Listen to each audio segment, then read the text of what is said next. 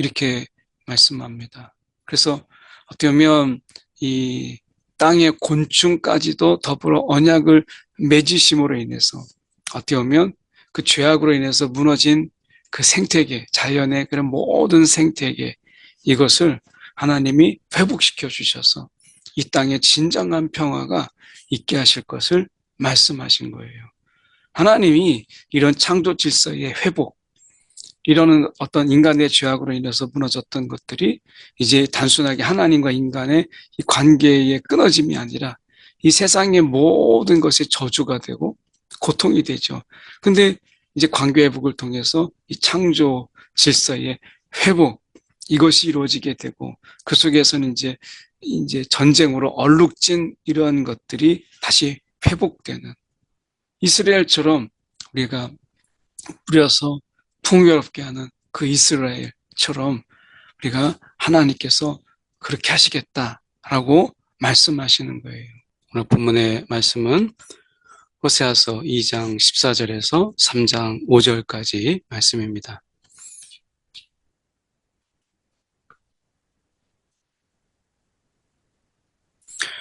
14절의 말씀 먼저 보면, 그러므로 보라, 내가 그를 타일러 거친 들로 데리고 가서 말로 위로하고, 이 광야라고 하는 이 거친 들, 광야, 이 광야라고 하는 것은 지금 이 관계의 출발점이라고 하는 것이죠.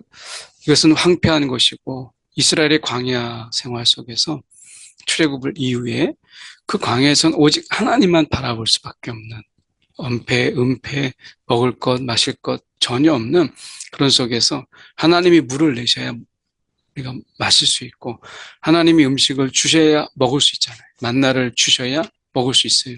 그래서 이 광야라고 하는 것은 하나님을 전적으로 의지하는 바로 그런 곳이었죠. 그래서 어떻게 보면 이 관계의 새로운 출발점으로 너무 좋은 것이죠. 거친 들로 데리고 가서 말로 위로하고, 이 타일러서라고 하는 것, 하나님이 이제 백성을 이제 달래고 설득하고 그리고 어르시고 그러는 가운데서 그들이 이제 돌아오기를 원하시며 새로운 관계의 출발을 우리가 다시 한번 해보자. 그래서 출애굽이 이스라엘의 이 새로운 시작이었던 것처럼 우리가 새로 시작하자. 하나님이 이렇게 말씀하신 거예요. 그리고 가서 이 관계를 회복하고 15절에 거기서 비로소 그의 포도원을 그에게 주고 악월 골짜기로 소망의 문을 삼아 주리니, 이 악월 골짜기, 그러니까 여리고 점령 후에 범죄한 이 아간을 죽이고 이 돌 무더기를 쌓은 곳이죠. 이것은 고통과 반역, 이것을 상징해요. 죽음과 하나님의 이러한 반역에 대한 심판이 이 악월 골짜기잖아요. 근데 그 악월 골짜기를 소망의 문으로 삼으시고 그가 거기서 응대하기를 어렸을 때와 애굽 땅에서 올라오던 날과 같이 하리라, 이렇게 말씀하십니다. 이 하나님께서 이 악월 골짜기, 이 반역의 골짜기를 이제 죽음의 골짜기, 돌무덤, 소망의 문으로 하나님이 삼으시죠. 오늘 이것을 통해서 궁극적으로는 예수 그리스도죠. 소망의 문을 삼아주리니, 이런 하나님의 엄청난 은혜, 하나님의 엄청난 이 반전이 우리 가운데 있는 것을 보게 돼요.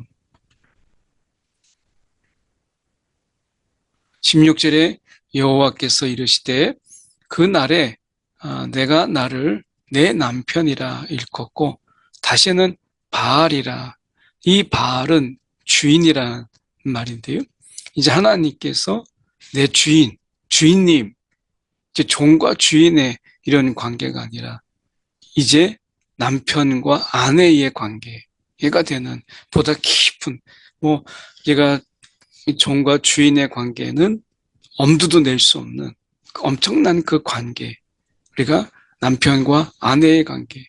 여호와께서 이르시되 내가 나를 내 남편이라 일컫고. 전혀 다르죠. 상상할 수 없는 거죠. 이 관계에 우리가 온전한 이 회복이죠. 호세아가 고멜과의 관계 속에서 이제 남편이라 이 남편의 관계로 그 원래였던 것이 이제 그 호세아가 또 집을 나가서 그러니까 성전의 창기로 또는 자기가 했던 그 음란한 행위들을 할 때 그것을 하나님께서 다시 부르셔서 남편의 관계로 아내의 관계로 다시 세우시는 이런 모습들을 우리가 뒤에 나옵니다. 내가 바알들의 이름을 그의 입에서 제거하여 다시는 그의 이름을 기억하여 부르는 일이 없게 하리라. 그래서 자기 마음들의 그 주인들, 이런 음란의 이런 주인들을 이제 패하고 이제 오직 남편만을 기억하는 그런 여인으로, 아내로 하나님이 다시 관계를 회복하시겠다. 이렇게 말씀하시는 거예요. 18절에 보면 그날에는 내가 그들을 위하여 들짐승과 공중의 새와 땅의 곤충과 더불어 언약을 맺으며 또 이 땅에서 활과 칼을 꺾어 전쟁을 없이 하고 그들로 평안히 눕게 하리라. 이렇게 말씀합니다. 그래서 어떻게 보면 이 땅의 곤충까지도 더불어 언약을 맺으심으로 인해서 어떻게 보면 그 죄악으로 인해서 무너진 그 생태계, 자연의 그런 모든 생태계 이것을 하나님이 회복시켜 주셔서 이 땅에 진정한 평화가 있게 하실 것을 말씀하신 거예요. 하나님이 이런 창조 질서의 회복, 이런 어떤 인간의 죄악으로 인해서 무너졌던 것들이 이제 단순하게 하나님과 인간의 이 관계의 끊어짐이 아니라 이 세상의 모든 것이 저주가 되고 고통이 되죠. 근데 이제 관계 회복을 통해서 이 창조 질서의 회복, 이것이 이루어지게 되고 그 속에서는 이제 전쟁으로 얼룩진 이런 것들이 다시 회복되는 이스라엘처럼 우리가 뿌려서 풍요롭게 하는 그 이스라엘처럼 우리가 하나님께서 그렇게 하시겠다라고 말씀하시는 거예요. 그래서 말씀에 우리가 보면 뒤에 이제 그 말씀이 먼저 나오죠. 22절에 보면 땅은 곡식과 포도주와 기름에 응답하고 또 이것들은 이스라엘에 응답하리라. 이스라엘이 어떤 곳이에요? 이것은 우리가 어떻게 보면 그 속에서 죽음 그리고 반역 그 속에서는 고통이 있었던 곳이죠.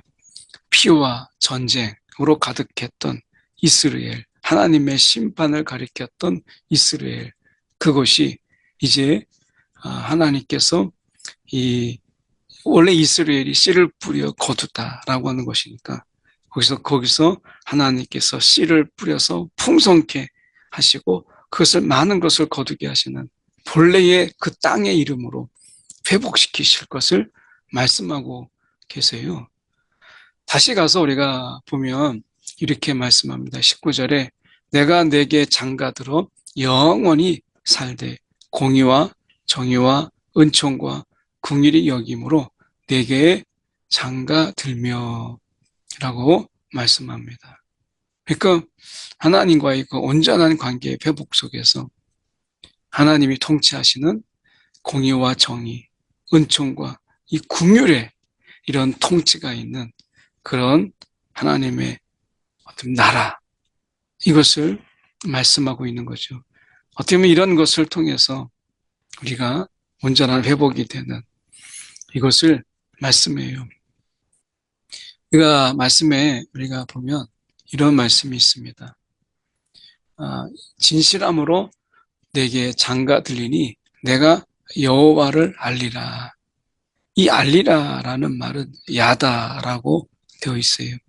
이 부부의 동침에 사용되는 단어이기도 한데요. 이것은 부부 사이처럼 인격적인 친밀함을 하나님과의 속에서 내포하고 있는 거예요. 그러면 이 여호와를 알리라 라고 하는 이 부분 속에서 여호와를 안다는 것은 인격적으로 깊이 있게 아는 것인데, 그것이 무엇이냐면 우리가 공의와 정의와 은총과 긍휼이 우리의 이 삶 속에서 우리가 실현되고 구현되는 이런 것들을 실제로 경험하는 이런 것이 알리라라는 말이에요. 머리가 아니라 이것은 우리 가운데 부부관계처럼 우리가 더 친밀함으로, 내가 경험함으로 내가 깨닫게 되는 것을 말씀하는 거죠. 21절에 여호와께서 이르시되 그날에 내가 응답하리라. 나는 하늘에서 응답하고 하늘에서 응답하고, 이것은 하나님의 이러한 주권적인, 그리고 하나님의 전능하심을 보여요. 그리고 하늘은 땅에 응답하고, 이것은 우리의 내주성을, 우리와 함께 하시는 임재를 말씀하시는 거죠. 그래서 하나님은 하늘에서 그분이 이러한 주권적이면서 전능하신 하나님으로서 응답하시고, 땅에 또한 응답하시는, 우리 가운데 함께 하시고 우리 가운데 임하시며 내주하시는 하나님께서 응답하시는 이런 하나님, 오늘 하늘의 뜻이 이 땅에 이루어지는 이러한 역사를 일으키시는 하나님이시죠. 그래서 22절에 보시면 땅은 곡식과 포도주와 기름에 응답하고 그것들은 우리가 이스라엘에 응답하리라. 아까 보신 말씀처럼 이런 하나님의 놀라운 회복, 이런 것이 있어요. 내가 나를 위하여 그를 이 땅에 심고 긍휼히 여김을 받지 못하였던 자를 긍휼히 여기며 내 백성이 아니었던 자에게 향하여 이르기를 너는 내 백성이라 하리니 그들은 이르기를 주는 내 하나님이시라 하리라 하시니라. 온전한 이 관계 속에서 하나님의 축복이 이제 우리가 흘러가는 것이죠. 이런 엄청난 축복 속에서 하나님이 이제 그들 속에서 하나님의 온전한 백성, 긍휼을 입은 하나님의 온전한 백성으로 회복될 것을 말씀하고 계시는 거예요. 이 아름다운 회복이 있는데 자꾸 인간이 이걸 깨요. 그리고 수많은 바알들을 만들어요. 주인을 만드는 거죠. 오늘 하나님이 우리 가운데 긍휼을 베푸시고 우리가 구하는 가운데 하나님 응답하시는 것, 이것으로 우리가 만족하며 감사할 때 하나님은 그 속에서 우리의 삶을 풍요롭게 하는데, 자꾸 내게 없는 것, 하나님이 아직 주시지 않는 것을 내가 자꾸 찾아보겠다고 하나님이 아닌 곳에서 찾는 우리의 미련함을 보게 돼요. 3장 1절에 보면 여호와께서 내게 이르시되 이스라엘 자손이 다른 신을 섬기고 건포도 과자를 즐길지라도 여호와가 그들을 사랑하나니 너는 가서 타인의 사랑을 받아 음녀가 된 그 여자를 사랑하라 하시기로. 이제 결혼하고 이제 고매가 결혼해서 자식을 낳았는데 다시 성전에 창기로 가고 다시 음란의 자리에 간 고매를 값을 지불하고 2절에 은 15개와 보리 한 호멜 반으로 값을 지불하고 그를 사라, 다시 사와라. 다른 신을 섬기고 건포도 과자를 즐기며 그것이 정말 최고라고 하나님이 주신 그 많은 양식과 그 마실 것과 먹을 것을 주었음에도 불구하고 그 건포도 하나에 마음이 빼앗겨서 그 쾌락을 즐기고 향락을 즐기는 이런 음료를, 그 고매를 사랑하라. 그리고 값을 지불하고 그리고 그를 사라 라고 말씀하시는 거예요. 이거는 하나님의 구속이죠. 우리를 값을 지불하고 사신 하나님의 놀라운 구속을 그대로 보여줘요. 그에게 이르기를 너는 많은 날 동안 나와 함께 지내고 음행하지 말며 다른 남자를 따르지 말라. 나도 내게 그리하리라. 이것은 이제 숙련 기간을 보내는 거죠. 그가 음탕하고 음란한 일을 행함으로 인해서 숙련 기간을 보내고 그런 다음에 회복으로 나아가는 거예요. 4절에 이스라엘 자손들이 많은 날 동안 왕도 없고 지도자도 없고 제사도 없고 주상도 없고 에봇도 없고 드라빔도 없이 지내다가 이런 하나님의 암흑기, 공백기 이게 있는 거죠. 이 공백기가 있은 다음에 이때는 이제 우리가 자숙하고 때로는 자신을 돌아보는 성찰의 시간과 일종의 회개의 시간을 갖는 것이죠. 그런 다음에 그 후에 이스라엘 자손이 돌아와서 그들의 하나님 여호와와 그들의 왕 다윗을 찾고 진정한 우리가 궁극적인 다윗은 예수 그리스도죠. 마지막 날에는 여호와를 경외함으로 여호와와 그의 은총으로 나아가리라. 그의 은총으로 나아가리라. 이렇게 말씀합니다. 오늘도 하나님이 우리 가운데 기꺼이 오셔서 우리에게 이 장가들 것을 말씀하고 계시는 거예요. 이 엄청난 은혜가 우리 가운데 있는 것이죠. 어떻게 우리가 그분을 사랑하지 않을 수 있겠고 우리가 어떻게 그분을 경외하지 않을 수 있겠어요. 이 놀라우신 하나님의 은혜가 우리 가운데 있다라고 하는 것 기억하는 이 아침 되기 원합니다. 기도하겠습니다. 사랑에 많으신 하나님 아버지 참으로 감사합니다. 이 아침에 오늘도 주님의 한없는 은혜 우리가 정말 그 한없는 은혜 앞에 정말 우리가 굴복할 수밖에 없는 정말 순복할 수밖에 없는 그런 은혜인 것을 하나님 마음에 품는 이 아침 되게 하여 주옵소서. 오늘도 주님만 경외하는 귀한 하루 되게 하여 주옵소서. 오늘도 우리에게 이 사랑의 굴복 이것을 통해서 우리를 감동시키신 주님을 마음에 우리가 품고 이 추운 날에 따뜻함으로 능히 살아가게 하여 주시옵소서. 살아계신 예수 그리스도를 받들어 기도드리옵나이다. 아멘.